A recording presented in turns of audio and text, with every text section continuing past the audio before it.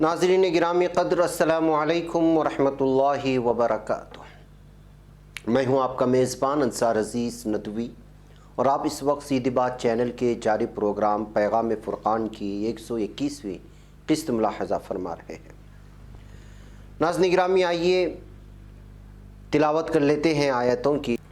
अऊज़ु बिल्लाहि मिनश शैतानिर रजीम, बिस्मिल्लाहिर रहमानिर रहीम। अम कुंतुम शुहदा इज़ हज़र याक़ूबल मौत इज़ क़ाल लिबनीहि मा तअबुदून मिन बअदी क़ालू नअबुदु इलाहक व इलाह आबाइक इब्राहीम व इस्माईल व इसहाक़ इलाहन वाहिदन व नहनु लहु मुस्लिमून। तिलका उम्मतुन क़द ख़लत लहा मा कसबत वलकुम मा कसबतुम वला तुसअलून अम्मा कानू यामलून। ऐ यहूद, ये जो कहते हैं कि याकूब की वसीयत यहूदियत के मुताल्लिक थी, क्या तुम याकूब अलैहिस्सलाम के इंतकाल के वक्त मौजूद थे जब उन्होंने अपने बेटों से पूछा कि मेरे बाद तुम किसकी इबादत करोगे? तो उन्होंने जवाब दिया, हम उसी एक माबूद बरहक की इबादत करेंगे जो आपका और आपके आबा व अजदाद इब्राहीम अलैहिस्सलाम, इस्माईल अलैहिस्सलाम और इसहाक़ अलैहिस्सलाम का माबूद है, और वो माबूद यकता है और हम उसी के फरमाबरदार रहेंगे। ये जमात गुजर चुकी, उनको उनके अमाल का बदला मिलेगा और तुमको तुम्हारे अमाल का और जो अमल वो करते थे उनकी पुरसिश तुमसे नहीं होगी। आगे फरमाया जा रहा है कि अम कुंतुम शुहदा इज़ हज़र याक़ूबल मौत,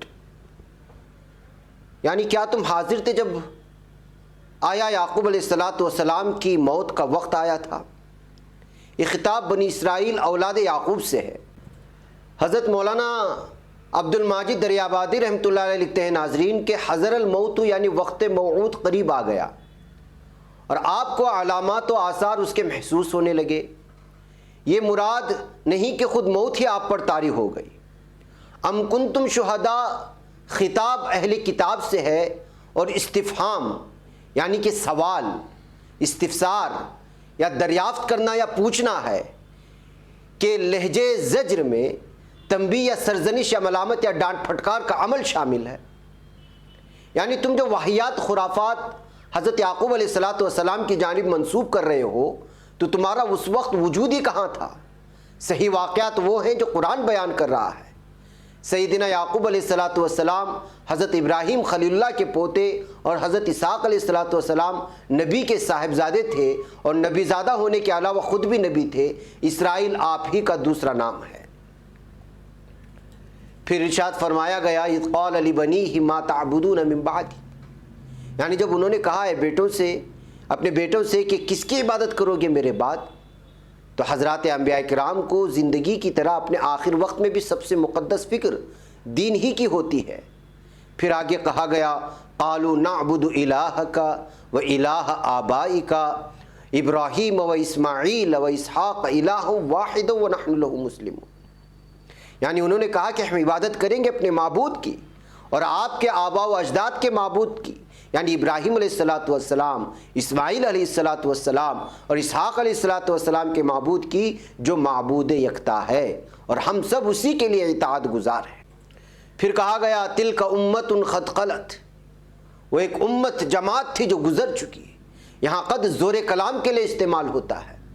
हज़रत मौलाना अब्दुल माजिद दरियाबादी रहमतुल्लाह अलैह लिखते हैं, और उनके फ़ज़ाइल व कमालात भी उनके साथ गुज़र चुके, तुम्हें आखिर उनके नाम गिनाने से क्या हासिल। तिलका उम्मतुन से मुराद यही अजदाद यहूद है जिनका शुमार जमात अंबिया में से है। खिताब यहाँ यहूद से है जो आबाई मुफाखरत, नस्ल अज़मत, पैगम्बरज़ादे होने के नशे में चूर थे। उसमें इस बड़ा सबक आजकल के बहुत से बिदअती फ़िरक़ों के लिए मौजूद है।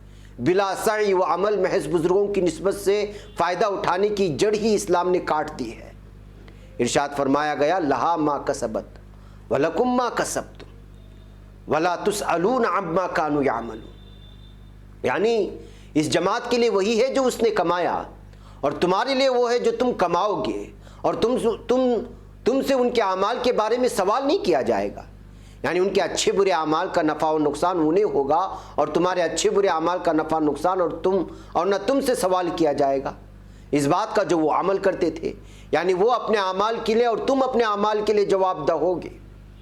تفسیر ابن کثیر میں ازلی اور ابدی مستحق عبادت اللہ وحدہ لا شریک کے عنوان سے لکھا گیا ہے کہ مشرکین عرب پر جو حضرت اسماعیل السلام کے اولاد تھے اور کفار بنی اسرائیل پر جو حضرت یعقوب علیہ السلام کے اولاد تھے، دلیل لاتے ہوئے اللہ تعالیٰ بیان فرماتا ہے کہ حضرت یعقوب نے تو اپنے اولاد کو اپنے آخری وقت میں اللہ تعالیٰ وحدہ لا شریک کی عبادت کی وصیت کی تھی، اور ان سے پہلے تو پوچھا تھا کہ تم میرے بعد کس کی عبادت کرو گے؟ سب نے جواب دیا کہ آپ کے اور آپ کے برحق بزرگوں کی۔ حضرت یعقوب علیہ السلام جو حضرت اسحاق علیہ السلام کے فرزند تھے، اور حضرت اسحاق علیہ السلام حضرت ابراہیم علیہ السلام کے فرزند تھے، ان سب بچوں نے اقرار کیا کہ ہم ایک ہی معبود کی عبادت کریں گے، یعنی اس اللہ کی الوہیت میں کسی کو شریک نہ کریں گے، اور ہم اس کی اطاعت گزاری، فرما برداری، خشوع و خضوع میں مشغول رہا کریں گے۔ حضرت صلی اللہ علیہ وسلم فرماتے ہیں ہم علاتی یعنی سوتیلے یا سوتیلی ماں کی طرف سے بھائی ہیں، ہمارا دین ایک ہے، یہ امت جو گزر چکی تمہیں ان کی طرف نسبت نفع نہ دے گی، ہاں اگر عمل ہو تو اور بات ہے، ان کے اعمال ان کے ساتھ اور تمہارے اعمال تمہارے ساتھ، تم ان کے افعال کے بارے میں نہیں پوچھے جاؤ گے۔ حدیث شریف میں ہے جس کا عمل اچھا نہ ہوگا اس کا نسب اسے کوئی فائدہ نہیں دے گا۔ ناظرین گرامی، ان آیات کی حکمت و بصیرت کیا ہے؟ اسلام ہی وہ پاکیزہ دستور حیات ہے جو سب سے بڑی دولت اور سب سے بڑا سرمایہ ہے، اور اس کی ہر طرح سے حفاظت ہی دنیا و آخرت میں کامیابی کی ضمانت ہے۔ اسوہ انبیاء علیہ السلام کی روشنی میں مسلمان والدین اپنے اولاد کو اللہ تعالیٰ کی فرما برداری پر زندہ رہنے اور اسی حال میں مرنے کی وصیت کرتے رہے۔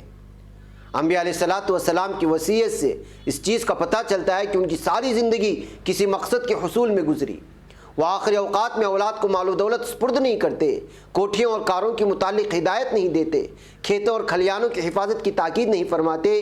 کوئی چیز انہیں بے چین اور بے قرار رکھتی ہے تو وہ اولاد کی روحانی تربیت ہے، اخلاق، ہدایات ہے، اور ابدی و سرمدی کامیابی کی رہنمائی ہے۔ وہ ایمان کی دولت اور اسلام کی راہ ہے، اور یہی لازوال سرمایہ حیات ہے۔ اس کے علاوہ وہ والدین جو اپنے بچوں کے لیے مال و دولت کے انبار تو جمع کر جاتے ہیں مگر ان کی روحانی تربیت سے غافل رہتے ہیں، وہ اولاد پر کوئی احسان نہیں کرتے بلکہ در حقیقت ان پر ظلم کرتے ہیں۔ سچ تو یہ ہے کہ صالح اور سعادت مند اولاد بجائے خود ایک جائیداد ہے، اور برکدار اولاد کے پاس اگر قارون کے خزانے بھی ہوں تو بھی وہ نیک والدین کی جائز وارث ثابت نہیں ہوتی۔ سیدنا یعقوب علیہ السلام کے اولاد نے اسلام پر ثابت قدمی کے اظہار اور عزم سے انہیں سکون و طمانینت سے سرشار کیا، اور اولاد کی بھی خوش قسمتی تھی کہ انہیں نیک والد کی حیات افزا نصیحت ہاتھ آئی، اور یہی اچھے والدین کی خواہش ہونی چاہیے۔ اس کے علاوہ ناظرین گرامی، زندگی مال و دولت کے انبار نہیں بلکہ نیک اعمال سے بنتی ہے، اور ہر شخص اپنے اعمال کا خود ذمہ دار ہے، کوئی دوسرا شخص نہیں، اور یہ وراثت صرف منتقل ہوتی ہے، ورنہ بقول علامہ اقبال باپ کا علم نہ بیٹے کو اگر ازبر ہو، پھر پسر قابل میراث پدر کیوں کر ہو۔ بہرکیف ناظرین گرامی، یہاں پر ہمارا وقت ہو چلا ہے، ہمیں اجازت دیں۔ والسلام علیکم ورحمۃ اللہ وبرکاتہ۔